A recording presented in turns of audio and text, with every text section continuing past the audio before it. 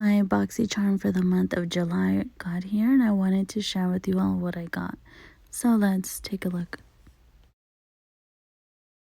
This little card tells you more about the products on the back and the prices. I got variation number 11.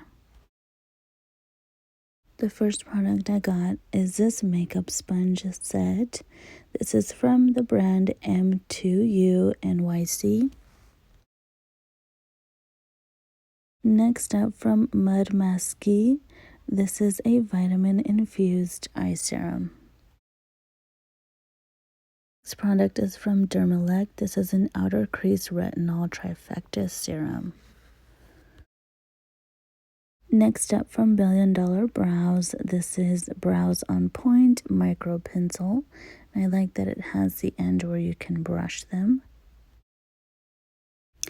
This is the last item in the box. This is from Ilamasqua. This is the Unveiled Artistry palette. This palette is beautiful. I love the eyeshadows.